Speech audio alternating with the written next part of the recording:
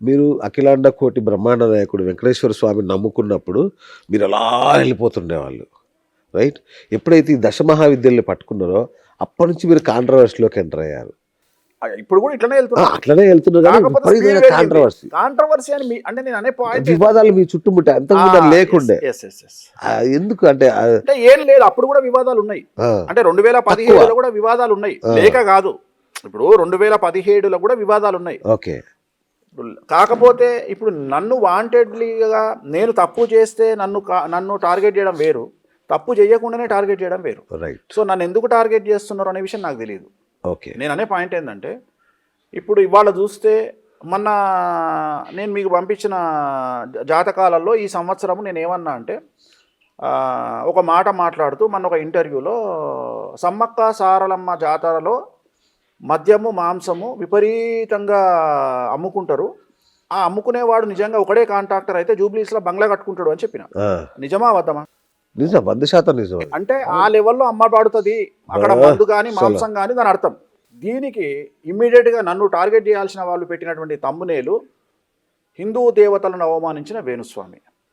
అంటే వాడు ఏం చేస్తాడు, ఇది పెట్టి పెట్రోల్ పోయడానికి ట్రై చేస్తాడు, ఇది ఎక్కడైనా ఫైర్ అవుతుందా? ఇది ట్రయల్. రెండవది ఇంకొక మాట ఏం చెప్పినా, ఈ సంవత్సరం మీరు కూడా మీకు పంపించిన దాంట్లో ఉంది, ఈ సంవత్సరము ఆడవాళ్ల మీద బతికేటువంటి మగవాళ్ల సంఖ్య ఎక్కువ. మీనరాశిలో ఉండే భార్యాభర్తల్లో మగవాళ్లకు సంపాదన ఉండదు, మీరు ఆడవాళ్ల సంపాదన మీద ప్రిపేర్ అయ్యి ఉండండి, వాళ్ళు ఎలా సంపాదించారు అనేటువంటి విషయం అనవసరము. అంటే దాని అర్థం ఏంటంటే, ఉద్యోగాలు మీకంటే ఎక్కువ వస్తాయి, వాళ్ళు ఎక్కువ సంపాదిస్తారు డబ్బులు. నువ్వు పోయి మొగడు ఏం చేస్తాడు, నువ్వు డబ్బులు ఇప్పుడు 1,00,000 తెచ్చింది అనుకోండి, నీకు ఎక్కడ నువ్వు 1,00,000 రూపాయలు అని చెప్పి నువ్వు అనవసరంగా పెంట పెట్టుకోకు, నువ్వు జాగ్రత్తగా ఉండు, కాంప్రమైజ్గా అని చెప్పిన దానికి ఆడవాళ్లను విమర్శించిన వేణుస్వామి అని ఇంకో తమ్మునేలు అదే ఛానల్లో. అంటే మ్యాక్సిమం ఏంది అంటే, నేను పెట్టిన ప్రతి వీడియోలో ఏదో ఒక సబ్జెక్టుని తీసుకొచ్చి దాని మీద వేసి దాని మీద నిప్పు చల్లే ప్రయత్నం చేస్తారు. నేను లాస్ట్ ఇయర్ మీకు ఇచ్చిన ఇంటర్వ్యూలోనే మీనరాశి వాళ్లకు చాలా దరిద్రంగా ఉండబోతుంది ఈ సంవత్సరం అన్నప్పుడు ఒక అమ్మాయి వచ్చి ఏం చేసింది అంటే, ఒక లేడీ వచ్చి ఇంటర్వ్యూ పెట్టి నాది మీనరాశి, నాకేమైంది, నేను తోపును, నేను తురుమును, ఈ వేణుస్వామి గారు అన్ని అబద్ధాలు చెప్తాడు అని ఇట్లా అన్నది ఆమె అని పెట్టేసింది టీవీలో. మీనరాశి క్యాండిడేట్ ఈ సంవత్సరము 3 నెలల కింద పంచు ప్రభాకర్ అనే వ్యక్తి ఆమె మీద 10 వీడియోలు చేసి వదిలిండు. పంచు ప్రభాకర్ అంటే ఆయన అమెరికాలో ఉంటాడు. ఆయన తిట్టిన తిట్టింటే మనము 15 సంవత్సరాల కింద తిన్నది కూడా కక్కుకుంటాం. నేను అనే పాయింట్ గిదే ఏలినాడ్షన్ అంటే. కరెక్ట్. నువ్వు ఆ వ్యక్తి వల్ల తిట్టించుకున్న తిట్టే ఏలినాడ్షని. ఓకే. నువ్వు పట్టించుకోకపోవచ్చు కానీ సమాజం అంతా తిట్లను చూస్తుంది. సో ఇప్పుడు నేను నిజం చెప్పినట్టే కదా, నేను అబద్ధం ఎక్కడ చెప్పినా? నువ్వే ప్రూవ్ చేసినావు కదా. నువ్వు మాట్లాడింది ఏంది, వేణుస్వామి మీనరాశికి బాగాలేదంటుండు అంటే నా సొంత కవిత్వం కాదు కదా. మీనరాశిలో శని వచ్చిండు కాబట్టి బాగాలేదు అని చెప్పడం నా ధర్మం. నేను మీనరాశి, నాకు ఏమవుతుందో చూస్తా, అమ్మాయి తొడగొట్టింది.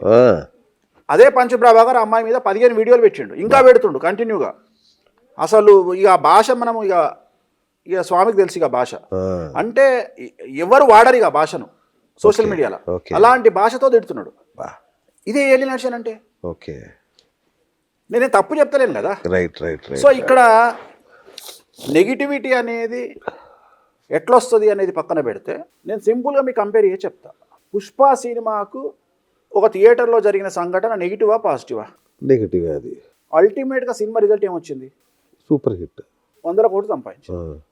వేణుస్వామికి నెగిటివ్ పాజిటివ్ పబ్లిసిటీ పక్కన పెడితే వేణుస్వామి అయితే హ్యాపీగానే ఉన్నాడు కదా, సూపర్ హ్యాపీ. అంటే జనరల్గా వేణుస్వామి గురించి జనాలకు తెలియదు కానీ బిఎస్ అనేవాడికి నాకు తెలిసి 15 సంవత్సరాల పైన వేణుస్వామి పరిచయం. 100%. సో మీకు ఈ చెడు ప్రాపగండ వల్ల వేణుస్వామి ఒక్క మెట్టు తగ్గినట్టు మీకు అనిపించిందా లైఫ్లో?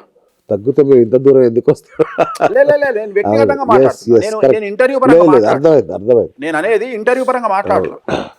మీ ఇమేజ్కి ఇసుమంతా కూడా రాలా, 0.1% కూడా రాలా. దానికి నేను ఇంకొక ఉదాహరణ చెప్తాను. ఎవరు అన్నారు అనమాట, ఈ గొడవలంతా అయ్యాక ఇక వేణుస్వామి దగ్గరికి ఎవరు పోరు ఇక జాతకాలు చెప్పించుకోవడానికి అని చాలామంది అన్నారు. అన్నాక ఒకరోజు అనుకోకుండా నేను మన ఆశ్రమానికి వచ్చా, మన ఆఫీస్కి వచ్చా. తండోపతండాలు కూడా అక్కడ ఇంతకు ముందు కంటే ఎక్కువ ఉన్నారు. రైట్. ఈ ఛానల్ ఓనర్ 2 గంటలు వెయిట్ చేసిండు. అవును. ఆయన విఐపి, ఆయన జనరల్గా నేను కూర్చోబెట్టా. అవును, కరెక్ట్. ఆయన నేను కూర్చోబెట్టా. అవును. అట్లాంటి మనిషి 2 గంటలు వెయిట్ చేసిండు. ఆయన వచ్చి ఏం చెప్పిండు మీకు? ఏందా అంత జాతర ఉంది, ఏమేబ్బా గొడవైనప్పుడు జనం పెరుగుతున్నారు ఏంటంటాడు ఆయన. అంటే ఇక్కడ ఏమైపోయిందంటే మీరు ఒక మాట అన్నారు ఇందాక, వెంకటేశ్వర స్వామి కంటే కూడా దశమహావిద్యల పూజ చేసినప్పటి నుండి మీ కాంట్రవర్సీస్ వచ్చినాయి. అవును. దీంతో పాటు ఇంకొకటి ఉంది, దశమహావిద్యల పూజలు కావాలంటే వేణుస్వామికి దగ్గరికే వెళ్ళండి అని జనాలకు చెప్పినట్టుగా ఉన్నాయి ఆ వీడియోలన్నీ.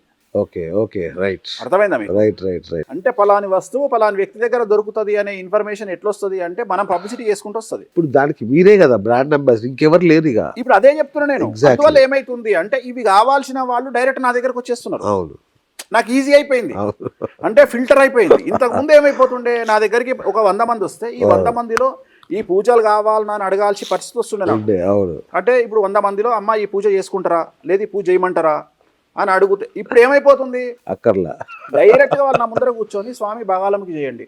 ఎందుకంటే వాళ్ళే చెప్తున్నారు మాకు కోర్టు కేసు ఉంది అని. ఎందుకు అంటే మాకు భూ వివాదం ఉంది, మీరే చేయండి. నేను సర్పంచ్గా పోటీ చేస్తున్నా, నాకు రాజశ్యామల చేయండి అంటే వాళ్ళే చెప్పుకొని వస్తున్నారు నా దగ్గరికి.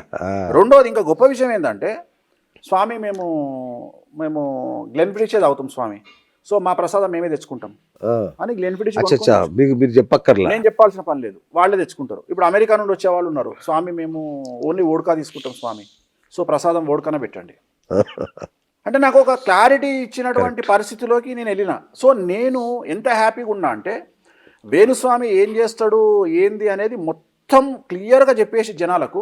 అవును. నా దగ్గరకు వచ్చేవాడు మానసికంగా ఎలా రావాలి అని వాళ్ళని ప్రిపేర్ చేసేసారు జనాల్ని. ఎవరు ఇప్పుడు మీరు చెప్తున్న కాంట్రవర్సీస్. అవును. సో దానివల్ల ఏమైపోయింది అంటే నా దగ్గరకు వచ్చేవాడు కుల్లాగా వస్తుండు. రెండోది నాకు ఈ శేషభిషం లేకుండా అయిపోయింది. ఏమవుతుందంటే వేణుస్వామి మంచోడా చెడ్డోడా ఈ డిస్కషన్లో లేడు ఇప్పుడు. ఎందుకంటే నేను ఏమంటున్నా, ఫస్ట్ నా నెగిటివ్ వీడియోలు చూడండి, నన్ను జనాలు తిట్టిన వీడియోలు చూడండి, నన్ను దొబ్బిన వీడియోలు చూడండి, అన్నీ చెక్ చేసుకోండి. వామాచారం అంటే ఏందో చెక్ చేసుకోండి, దశమహావిద్యలు అంటే ఏందో చూసుకోండి, కామాఖ్య అంటే ఏందో చూసుకోండి, పండితుని మాట వినొద్దు, వేణుస్వామి మాట అస్సలు వినొద్దు. గూగుల్ తీయండి, చాట్ జీపీటీని అడగండి, గూగుల్ క్రోమ్ ఓపెన్ చేయండి, జెమినీని అడగండి. ఓపెన్ చేసి దశమహావిద్యలు అంటే ఏంది, వామాచారం అంటే ఏంది, కామాఖ్య అంటే ఏంది, ఇవన్నీ అనలైజ్ చేసుకొని వేణుస్వామి లంగన దొంగన తప్పు చేస్తుండా దొంగన కొడుక ఆలోచన చేయండి. మీకు నమ్మకం వస్తే నా దగ్గరికి రండి. ఓకే, ఇంత క్లారిటీగా ఉన్నా నేను. సో వాళ్లకు ఏది ఓపెన్ చేసినా క్లారిటీ వస్తుంది. రైట్.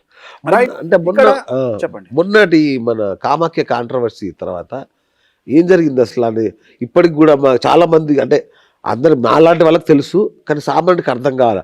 నిజంగానే వేణుస్వామిని అక్కడ రానివ్వట్లేదేమో, ఇప్పుడు పోవట్లేదేమో, వేణుస్వామి అక్కడ పూజలు చేయడేమో అని ఒక ఆలోచనలో ఉన్నారు. కామాఖ్యకు మీరు వచ్చిరా? అక్కడ ఏం జరుగుతాయి బలులు? దున్నపోతు బలులు జరుగుతాయి, మటన్నే ప్రసాదంగా పెడతారు. తిన్నారుగా మీరు? బ్రహ్మాండంగా. మందు లేకుండా పూజలు ఉంటాయా? అస్సలు మొత్తం మందే అక్కడ. ఇది మీ కళ్ళతో చూసిరా, ఏమన్నా చెప్పిండా మీకు? నేనే చూసా కదా స్వయంగా. మీరు వీడియోలు తీసుకురు కదా బ్రహ్మాండంగా. కానీ అవి టెలికాస్ట్ చేయలేం కాబట్టి చేయలేదు. ఎగ్జాక్ట్లీ, అవి చేయలేం కదా, చేయలేరు కదా. అంటే అవి టెలికాస్ట్ చెయ్యలేము కాబట్టి మా నోటికి వచ్చింది మేము చెప్తాము. నా కామాఖ్యలో నాన్ వెజ్ ఉండదు, లిక్కర్ ఉండదు అని చెప్పేవాళ్ళు మీ దృష్టిలో ఏంటి? అంతే కదా, అది ఒక విష ప్రచారం కింద లెక్క. అది 100%. అవునా? 100% తప్ప. అవునా? నేను స్వయంగా చూసా. మీరు చూసిరు కదా. ఇప్పుడు నాకు ఇదే కావాలి. 3 రోజులు నేను అక్కడ ఉన్నా. I want this. ఆ విష ప్రచారమే నాకు కావాలి. ఓకే. ఎందుకు కావాలి అంటే, రైట్, బంగారాన్ని సానబట్టిన తర్వాతనే ఒక ఐటమ్ తయారవుతుంది. అవును.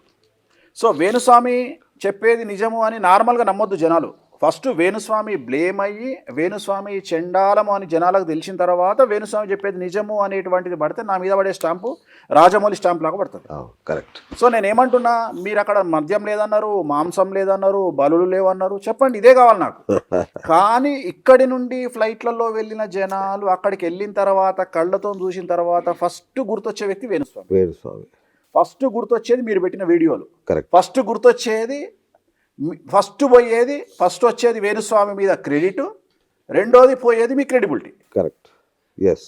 ఎప్పుడైతే కామాఖ్య దేవాలయ దర్శనానికి వెళ్ళంగానే ఫస్ట్ కనిపించేది ఎంట్రన్స్లో తలకాయలు, మేక తలకాయలు, దున్నపోతు తలకాయలు నరికి తలకాయల మీద కర్పూరం పెట్టి హారతిస్తున్న సందర్భంలో, మీరు దర్శనం చేసుకునే సందర్భంలో మీకు ఫస్ట్ కనిపించేవే అక్కడ దున్నపోతు మేక తలకాయలు. నేను తల వెనుక పరిగెత్తాను, నేను లోపలికి మీరు రన్నింగ్ చేసిర్రు, తీసుకుని వెళ్తుంటే దాని వెనకాల వెళ్ళారు.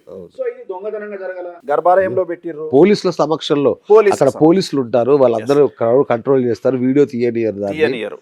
ఎగ్జాక్ట్లీ. సో ఇప్పుడు నేను వీడియో తీయలేను కాబట్టి నేను దాన్ని డిస్ప్లే చేయలేను కాబట్టి నా తప్పంటే ఎట్లా? సో నేను అనేది ఏంటంటే ఐ వాంట్ దిస్, నాకు ఇదే కావాలా. నేను అనేది ఏంటంటే నా క్రెడిబిలిటీ పెరగాలి, దాని గురించి అబద్ధాలు చెప్పే వాళ్ళ క్రెడిబిలిటీ పోవాలి అంటే వాళ్ళు అట్లనే చెప్పాలా.